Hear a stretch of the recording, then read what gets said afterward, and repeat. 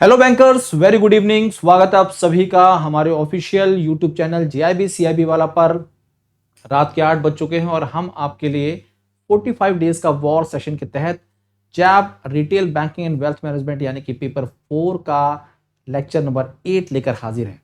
ये सेशन बहुत ही इंपॉर्टेंट है आपके एग्जाम के पॉइंट ऑफ व्यू से, क्योंकि यहाँ पर आप आज एक क्लास में कई कॉन्सेप्ट पढ़ने वाले हैं। तो आप सभी साथियों को एक बार फिर से मैं याद दिला दूं कि ये सेशन आपके एग्जाम के पॉइंट ऑफ व्यू से है और एग्जाम पर पूरी तरह से फोकस्ड है। यूट्यूब पर आपके लिए अवेलेबल है। हमारी पूरी टीम अपने अपने सब्जेक्ट के साथ इस सेशन को लगातार जारी रखे हुए है। आपके जैब एग्जाम के रजिस्ट्रेशन की शुरुआत हो चुकी है और होप सो आप सभी ने रजिस्ट्रेशन प्रोसेस पूरा कर लिया होगा। कोई दिक्कत, कोई परेशानी तो आप जैब कैब वाला टेलीग्राम चैनल पर अपने डाउट्स शेयर कर सकते हैं, आपको तुरंत सोल्यूशन मिलेगा। आज की क्लास नंबर 8 है और आज के दिन हम जो इंपॉर्टेंट कॉन्सेप्ट कवर करने वाले हैं बहुत ही खास हैं। पिछली क्लास में हमने कस्टमर सेगमेंटेशन और केवाईसी पॉलिसी पर डिस्कशन किया था। आज की क्लास में हम बात करने जा रहे हैं Maslow's hierarchy of needs. Very important for exams. Exam में खूब पूछा जाता है, चाहे जैब हो एग्जाम चाहे कैब एग्जाम, यानी कि ये टॉपिक दोनों ही एग्जाम में रोल प्ले करता है। तो आज के सेशन में आप सभी का स्वागत करता हूं और यहां पर जो हम बात कर रहे हैं वो है अब्राहम मैस्लोज। पूरा नाम साहब का क्या था? अब्राहम मैस्लोज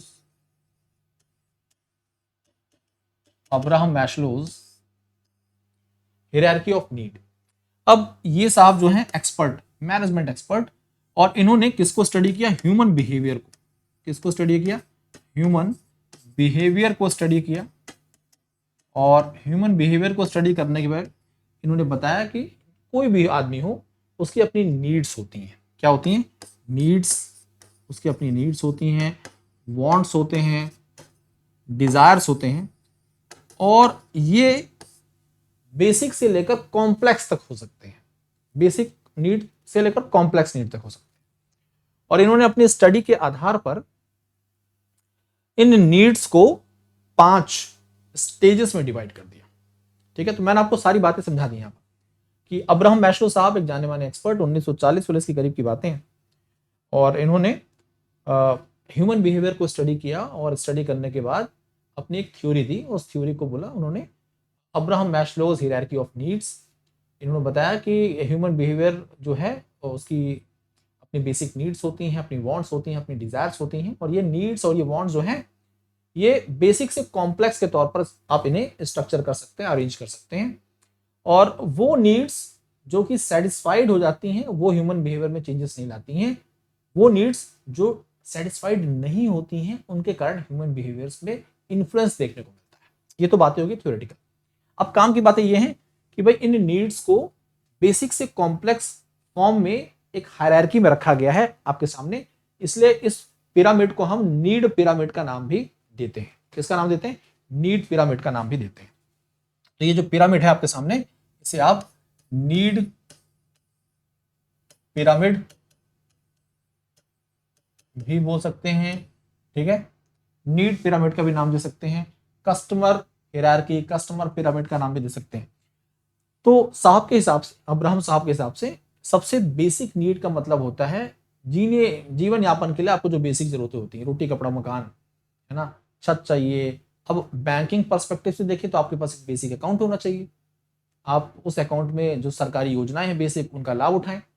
तो बीएसबीडी अकाउंट्स किसके दायरे में आएगा? सबसे बेसिक नीड। तो यहां पर सबसे बॉटम पे जो है वो फिजियोलॉजिकल नीड है। आपको होप सो दिख रहा होगा, मैं बता भी दे रहा हूं।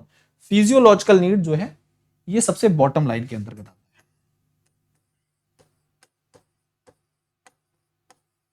है। बॉटम लाइन में क्या आता है? फिजियोलॉजिकल नीड, मतलब बेसिक नीड। आपके लिए शेल्टर, स्लीप, है ना, फूड, है ना, ये सारी बेसिक बातें चीजें हैं जो है। जैसे जैसे आदमी के पास इनकम उसकी बढ़ेगी तो उसकी नीड्स भी बढ़ती हैं। आपने ये देखा होगा, और इन्होंने भी ये बताया जैसे जैसे इनकम बढ़ेगी वैसे वैसे नीड्स बढ़ेगी। अगर इनकम बढ़ी तो वो फिजियोलॉजिकल नीड से एक अबव लेवल पर शिफ्ट करेगा, उसकी जरूरतें बढ़ेंगी। और जैसे पैसा बढ़ता है तो आदमी सोचता है बचत करने की, सेविंग्स, तो उसे बोलते हैं सेफ्टी नीड। तो इसे हम सेफ्टी और सिक्योरिटी नीड के नाम से भी जानते हैं। सेफ्टी और सिक्योरिटी नीड के नाम से भी जाना जाता है। जैसे जैसे पैसा और बढ़ा तो अब आप समाज में बराबरी करने की कोशिश करते हैं। समाज में जो पड़ोसी कर रहा है आपके पास भी वो, सामने वाले के पास गाड़ी है तो आपके पास भी हो, घर है तो आपके पास भी हो। तो इस प्रकार की जरूरतें आगे आगे बढ़ती हैं। तो उस नीड को हम बोलते हैं सोशल नीड। क्या बोलते हैं उसे? Social needs. और सोशल नीड्स की जब बात करें तो इसके अंतर्गत आता है बिलोंगिंगनेस एंड लव नीड्स। ये क्या, इसे दूसरा नाम भी दे सकते हैं, बिलोंगिंगनेस एंड लव नीड्स भी बोल सकते हैं। ठीक है, जैसे आपकी नीड और पूरी हुई, आपके पास ये बेसिक चीजें पूरी हो गई, अब आप क्या चाहेंगे? आप चाहेंगे समाज में अपनी पहचान बनाना, आप चाहेंगे कि आपके पास अथॉरिटी हो, आप चाहेंगे आपके पास पावर हो, आप चाहेंगे लोग आपको रिकॉग्नाइज करें। तो इस प्रकार की नीड को हम नाम देते हैं एस्टीम नीड। क्या बोलते हैं इसे? Esteem need. ठीक है, आप चाहते हैं कि आप प्रेस्टीज फील करना चाहते हैं, और ये भी चीजें पूरी हो जाती हैं तो अब सब कुछ मिल चुका है। आप जिस कैटेगरी में आएंगे टॉप पे, और वो होता है सेल्फ एक्चुअलाइजेशन। तो बेसिक से हम बात करें तो physiological need, safety security, love and belonging, social need, esteem need, self actualisation. इन ऑर्डर को याद रखेगा, टॉप टू बॉटम और बॉटम से टॉप, दोनों ऑर्डर में। कभी आपसे रिवर्स पूछ ले जाए तो याद रखिएगा, गलती मत करिएगा। ठीक है, अब ये तो आपने पढ़ लिया। इसे क्या बोलते हैं हम लोग? हम बोलते हैं इसे Abraham Maslow's hierarchy of needs, जिसे कस्टमर पिरामिड, नीड पिरामिड के नाम से भी आप जानते हैं। अब नीड्स के आधार पर, कस्टमर के आधार पर, इनकम के आधार पर सेगमेंटेशन होता है। अब सेगमेंटेशन को फॉलो करते हुए बैंक्स अपने प्रोडक्ट एंड सर्विसेज तैयार करते हैं। और जब भी बैंक किसी नए प्रोडक्ट को तैयार करेगा तो उसमें कितने स्टेजेस आते हैं, ये भी तो समझ में आना चाहिए। बैंक के द्वारा किसी नए प्रोडक्ट को तैयार करने में जो स्टेजेस आते हैं वो आपके सामने है। जनरेटिंग न्यू प्रोडक्ट आइडियाज, सबसे पहले आपके पास आइडियाज डेवलप होने चाहिए। तो सबसे पहला स्टेज जो होता है वो क्या होता है? वो होता है आइडियाज का।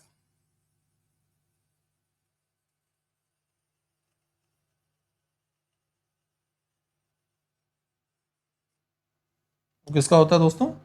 वो होता है आइडियाज।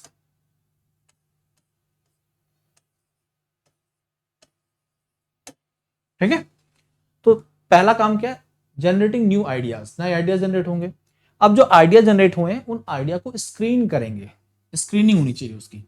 आइडिया की स्क्रीनिंग के बाद जो कॉन्सेप्ट उस आइडिया में छुपा हुआ है उसकी टेस्टिंग होगी। जैसे आपके दिमाग में कोई नया आइडिया आता है तो उस आइडिया तो रैंडम होते हैं, उन आइडियाज को पहले आप स्क्रीन करोगे ना, प्रेजेंट करने की कोशिश करोगे।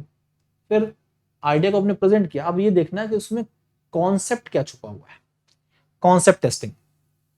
ठीक है, फिर अब टेस्टिंग हो गई, आइडिया जनरेट कर लिया आपने, आइडिया की स्क्रीनिंग हो गई, मार्केट को एनालाइज करना जरूरी है, business analysis at the and.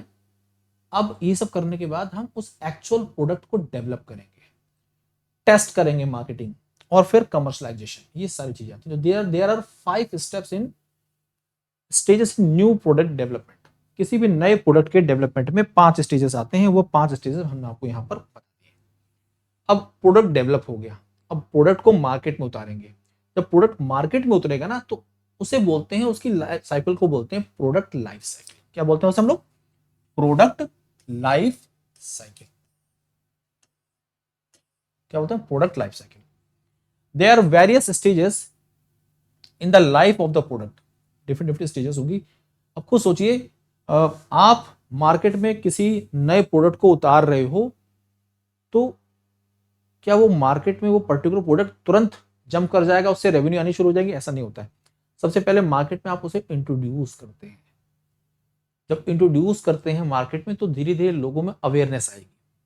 तो शुरुआत में उस प्रोडक्ट की सेल कम होगी तो रेवेन्यू कम होगा।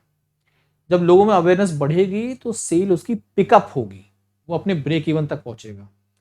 जब लोग उसके बारे में अच्छी तरीके से जानने लगेंगे, उसके फीचर समझने लगेंगे, तो उसकी सेल पीक पर पहुंचेगी, अपने टॉप पर। और जब मार्केट में कोई भी ऐसा प्रोडक्ट बहुत तेजी से उभरता है ना तो उसके जैसे सिमिलर प्रोडक्ट मार्केट में कंपटीटर्स उतारना शुरू करते हैं। और तो मार्केट में सिमिलर प्रोडक्ट्स आएंगे तो ऐसा भी हो सकता है कि कुछ चीज में दूसरा प्रोडक्ट बेहतर हो, तो फियर्स कंपटीशन देखने को मिलेगा आपको, यानी कि तगड़ा कंपटीशन।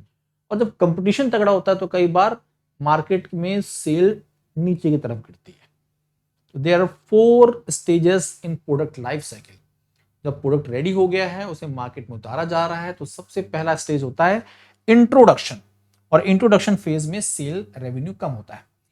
धीरे धीरे लोगों में अवेयरनेस बढ़ेगी तो ग्रोथ स्टेज आएगी, यहां पर पिकअप बढ़ेगा सेल का और ब्रेक इवन को रीच करता है, ब्रेक इवन से आगे भी निकलता है। Third stage is the maturity, जब ये अपनी पीक पर होता है सेल के रेवेन्यू, वहां से सबसे ज्यादा आता है। और एट द लास्ट डिक्लाइन होता है, जब सेल गिरनी शुरू होती है। There are 4 stages in product life cycle, और ये आपके सामने है। सबसे पहले इंट्रोडक्शन है, ग्रोथ है, मैच्योरिटी एंड डिक्लाइन है। There are 4 stages in product life cycle, और ये प्रोडक्ट लाइफ साइकिल के 4 स्टेजेस आपके सामने। पहला इंट्रोडक्शन, दूसरा ग्रोथ है, तीसरा मैच्योरिटी है, चौथा डिक्लाइन है। ठीक है। सेल सबसे कम कहां पर होती है, कोई पूछ ले, सेल इंट्रोडक्शन वाले फेज में सबसे कम होती है। सेकंड लेवल पर कहां होती है, ब्रेक इवन कहां अचीव होता है, ब्रेक इवन ग्रोथ में होता है। मैच्योरिटी सबसे पीक पर कहां होती है, मैच्योरिटी में होती है। डिक्लाइन कौन सा फेज होता है, चौथा, जहां पे सेल गिरनी शुरू होती है। तो होप सो ये सारी बातें आप लोगों को समझ आ गई होंगी। और आज के सेशन में हमने कई कॉन्सेप्ट कवर किए हैं। पहले तो Maslow's, Abraham Maslow's hierarchy of need पढ़ा आपने। फिर न्यू प्रोडक्ट डेवलपमेंट में स्टेजेस 5 आते हैं। फिर प्रोडक्ट तैयार हो गया तो उसकी लाइफ साइकिल में 4 स्टेजेस आते हैं। ये सारी बातें आपने आज की क्लास में कवर कर ली है। ठीक है दोस्तों। अब बात आपके जीआईबी एग्जाम की रजिस्ट्रेशन प्रोसेस की शुरुआत 4 फरवरी को हो चुकी है। शाम को 5 बजे से 4 तारीख को रजिस्ट्रेशन प्रोसेस शुरू हो गया। आप में से बहुत सारे साथियों ने रजिस्ट्रेशन कर भी दिया होगा। हमारी आप सभी साथियों से एक रिक्वेस्ट है, रजिस्ट्रेशन प्रोसेस को बहुत ही केयरफुली करें। और जैब एग्ज़ाम बैंकर्स जो हैं वो मेंबर हैं, तो वो तो फॉर्म फिल करेंगे, साथ साथ में डीबीएफ यानी कि जो नॉन बैंकिंग मेंबर्स हैं उनके लिए डीबीएफ होता है, जो बैंकर्स नहीं हैं उनके लिए डीबीएफ होता है। उनके लिए भी सेम प्रोसीजर, सेम सारा सिलेबस होता है एग्जाम का। वो भी जल्द से जल्द अपने फॉर्म फिल करें। ठीक है। अब इन एग्जाम के फॉर्म तो फिल कर दिए, प्रिपरेशन के लिए सबसे अच्छा प्लेटफॉर्म, तो भाई प्रिपरेशन के लिए वन स्टॉप सॉल्यूशन हम बोलते हैं जैब महापैक। कारण क्या है, क्योंकि आपको सबसे पहले कॉन्सेप्ट क्लियर करने होते हैं, तो उसके लिए हमारा फाउंडेशन बैच है। कॉन्सेप्ट के बाद आप कॉन्सेप्ट और एमसीक्यू लगाना चाहते हैं, तो उसके लिए हमारे साथ फाउंडेशन एमसीक्यू बैच है। उसके बाद आप चाहते हो प्योर एमसीक्यू करना, केस स्टडी, तो एमसीक्यू केस स्टडी बैच है। एग्जाम से पहले आप चाहते हो रिवीजन, तो क्विक रिवीजन बैच है। फिर चाहते हो मैराथन, तो मैराथन। ये सारे बैचेस आपको एक महापैक के अंतर्गत मिल रहे हैं, जिसमें 6 मंथ का सब्सक्रिप्शन आपका 2799 का है, 1 ईयर का सब्सक्रिप्शन 3999 का है, और 2 ईयर का सब्सक्रिप्शन 5999 का। अब समझिएगा इस बात को, एक महापैक में आपको सारे बैचेस मिल जाएंगे। और इंडिविजुअल बैच आप परचेज करेंगे, आपको इंडिविजुअल बैच से भी सबको समझ आएगा, लेकिन आपको एक्सेस ज्यादा कहां मिल रहा है, यहां मिल रहा है, तो ये आपके लिए बेहतर है। दूसरी बात, आप हमारे जैब एमसीक्यू बैच से जुड़ सकते हैं मात्र 1999 में। Foundation officers foundation plus MCQ batch से जुड़ सकते हैं मात्र 1999 में। जैब फाउंडेशन बैच 2.0 से जुड़ सकते हैं मात्र 1999 में। देखिए इतने अफोर्डेबल प्राइसेस पे आपको बैच कहीं नहीं मिलेंगे, वो हमारे प्लेटफॉर्म पर उपलब्ध है। अगली बात, मान लीजिए किसी बैंकर साथी का कोई एक इंडिविजुअल पेपर रह गया है, कोई भी पेपर, तो उसे अब पूरा महापैक खरीदने की जरूरत नहीं है या बैचेस परचेज करने की जरूरत नहीं है। वो एक इंडिविजुअल बैच के साथ 799 के साथ अपने आप को जोड़ सकता है और एग्जाम की प्रिपरेशन शुरू कर सकता है। अगली बात, बैच के साथ में अगर आपके पास बुक्स हैं, देखिए बुक्स बहुत ही अच्छा सोर्स मानी जाती हैं किसी भी एग्जाम के लिए, क्योंकि वहां पर चीजें फिक्स फॉर्म में होती हैं, प्रिंटेड फॉर्म में आपके सामने होती हैं, और उसे पढ़ना एक अलग ही एक्सपीरियंस होता है। और अगर आप एग्जाम के लिए आपको बहुत ही अच्छी बुक्स मिल जाए और चारों पेपर की बुक्स मिल जाए तो क्या बात है। तो हमारे प्लेटफॉर्म पर बहुत ही मेहनत के साथ इन बुक्स को तैयार किया गया, जिसे हम नाम देते हैं JAIIB bankers as set of 4 books. 1224 में मात्र उपलब्ध है, बहुत ही अफोर्डेबल कॉस्ट है, ये टॉप क्लास कंटेंट है, ये रिव्यूज बैंकर के हैं। Mind mapping techniques, hint solution, questions with case studies, previous year questions, MCQs, सब मिलेगा आपको। कितने में, मात्र 1224 में। ये आप अवेल कर सकते हैं, अमेजॉन से ऑर्डर कर सकते हैं, फ्लिपकार्ट से ऑर्डर कर सकते हैं। This is my Telegram channel, इस टेलीग्राम चैनल के साथ अपने आप को जोड़ लीजिए, jab_cap बाय भास्कर सर। बहुत ही बोल सकते हैं कि आपकी कोई भी डाउट, कोई भी क्वेरी यहाँ पर रिजॉल्व होगी। हमारा ऑफिशियल टेलीग्राम चैनल जैब कैब वाला है, वहाँ पे भी जुड़ सकते हैं। हमारी टीम बहुत ही हेल्पफुल रहेगी आपके एग्ज़ाम के लिए, और किसी भी बैच का हिस्सा बनिए, आप हमारे साथ पढ़ेंगे, और हमारी टीम की हर संभव यह कोशिश रहती है कि हम आप तक चीज़ों को बहुत ही बेहतरीन तरीके से पहुँचाएं। जितनी मेहनत आप करेंगे उतनी ही मेहनत, उससे ज़्यादा मेहनत हम करेंगे आपके लिए। तो जुड़िए हमारे साथ, पढ़ना शुरू करिए। Wish you all the best. Thank you.